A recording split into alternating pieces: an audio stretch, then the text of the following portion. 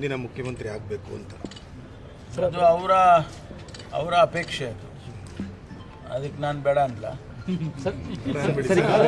ಯತೀಂದ್ರ ಅವರು 5 ವರ್ಷ ತಂದೆಯ ಸಿಎಂ ಆಗಿ ಮುಂದುವರಿಸ್ತಾರೆ. ಕೆಲವು ನಾಯಕರುಗಳು ಬದಲಾವಣೆ ಬಯಸಿದ್ರು, ಆದರೆ ಹೈಕಮಾಂಡ್ ಒಪ್ಪಕ್ಕಿಲ್ಲ ಅಂತ. ಇದೆಲ್ಲ ನಾವ್ಯಾರು ತೀರ್ಮಾನ ಮಾಡೋದು ಸರ್. ಅದಕ್ಕೆ ಅವರು ಯತೀಂದ್ರ ಅವರು ಹೇಳಿರೋದು ಹೈಕಮಾಂಡ್ ನಮಗೆ ಗ್ರೀನ್ ಸಿಗ್ನಲ್ ಕೊಟ್ಟಿದೆ. ಬಹಳ ಕೆಲವರು ಸಂತೋಷ. ಬದಲಾವಣೆ ಬಯಸಿದ್ರು. ನಮಗೆ ನೋಡಿ, ಒಂದು ಸ್ಥಿರವಾದ ಆಡಳಿತವನ್ನು ಕೊಡುವಂಥ ಸರ್ಕಾರ ಬೇಕು. ಅದನ್ನು ಸಿದ್ದರಾಮಯ್ಯನವರು ನಡೆಸ್ಕೊಂಡು ಬರ್ತಾ ಇದ್ದಾರೆ. ಹಾಗಾಗಿ ಹೈಕಮಾಂಡ್ನವರು ಏನು ತೀರ್ಮಾನ ಮಾಡ್ತಾರೆ ಅದನ್ನು ನಾವೆಲ್ಲರೂ ಕೂಡ ಒಪ್ಕೊಳ್ತೀವಿ.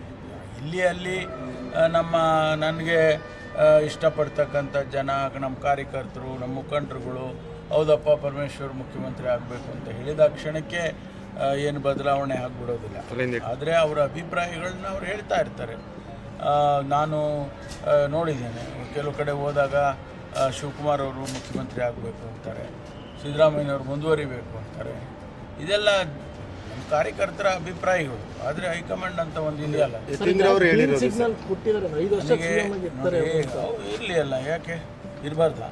ಅಲ್ಲ, ನಿಮಗೆ ಆಸೆ ಇಲ್ವಾ ಸರ್? ಯಾರಿಗೆ? ನಿಮಗೆ ಸರ್. ನೋಡ್ರಿ, ನಾನು ಹೇಳ್ತಾ ಇದ್ದೀನಲ್ಲ, ಯಾವುದೇ ತೀರ್ಮಾನ ನಮ್ಮ ಹೈಕಮಾಂಡ್ನವರು ಮಾಡೋದು. ಅಂದ್ರೆ ಹೈಕಮಾಂಡ್ ಗ್ರೀನ್ ಸಿಗ್ನಲ್ ಕೊಟ್ಟಿದೆ ಅಂತ ಹೇಳ್ತೀವಿ. ಆಯ್ತಲ್ಲ, ಮುಗೀತಲ್ಲ ಅಲ್ಲಿ. ಅಲ್ಲ, ನಿಮಗೆ ಆಸೆ ಇಲ್ವಾ ಸರ್? ಅರೆ, ಆಸೆ ಪ್ರಶ್ನೆ ಬರೋದೇ ಇಲ್ಲ ಇಲ್ಲಿ. ಹೈಕಮಾಂಡ್ ಏನು ತೀರ್ಮಾನ ನನ್ನ ವೈಯಕ್ತಿಕ ತೀರ್ಮಾನ ಅಲ್ಲ, ನಮ್ಮ ಪಕ್ಷದ ಹೈಕಮಾಂಡಿನ ತೀರ್ಮಾನ. ಅವ್ರು ಏನು ಮಾಡ್ತಾರೋ ಅದಕ್ಕೆ ನಾವು ಭದ್ರಾಗಿರ್ತೀವಿ. ಸರ್, ಪವರ್ ಶೇರಿಂಗ್ ಅಂತ ಕೂಡ ಕೇಳಿ ಬಂದಿತ್ತು.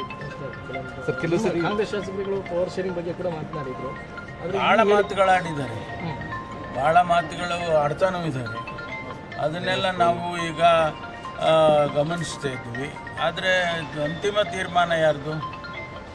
ನಂದಲ್ಲ, ಅಥವಾ ಶಿವಕುಮಾರ್ ಅವ್ರದ್ದಲ್ಲ, ಸಿದ್ದರಾಮಯ್ಯನವ್ರದ್ದು ಅಲ್ಲ. ಅಂತಿಮ ತೀರ್ಮಾನ ನಮ್ಮ ಹೈಕಮಾಂಡ್. ಸರಿ, ಎಲ್ಲ ಹೇಳಿಕೆಗಳು ನಿಮ್ಮ ಉತ್ತಮ ಆಡಳಿತಕ್ಕೆಲ್ಲ ಒಂದು ಕಡೆ ಕಪ್ಪು ಚುಕ್ಕೆ ಆಗಲ್ವಾ ಸರ್?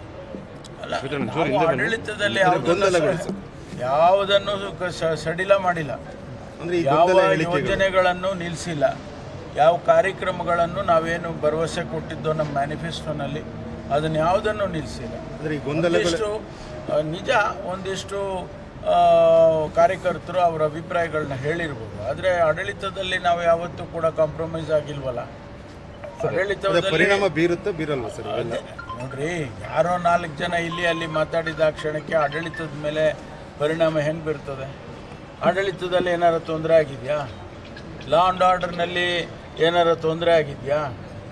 ಇಡೀ ದೇಶದಲ್ಲಿ ಕರ್ನಾಟಕ ನಂಬರ್ 1 ಇನ್ ಪ್ರೊವೈಡಿಂಗ್ ಜಸ್ಟಿಸ್ ಅಂತೇಳಿ ನ್ಯಾಷನಲ್ ಜಸ್ಟಿಸ್ ರಿಪೋರ್ಟೇ ಕೊಟ್ಟಿದ್ದಾರೆ. ನಾವು ನಂಬರ್ 1 ಸ್ಥಾನದಲ್ಲಿದ್ದೇವೆ.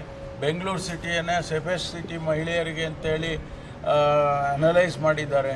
125 ಸಿಟಿಯನ್ನು ಅನಲೈಸ್ ಮಾಡಿ ಬೆಂಗಳೂರನ್ನು ಸೇಫ್ ಸಿಟಿ ಫಾರ್ ವಿಮೆನ್ ಅಂತ ಹೇಳಿ ಕೊಟ್ಟಿದ್ದಾರೆ. ಇದೆಲ್ಲ ಏನು ಹೇಳುತ್ತೆ?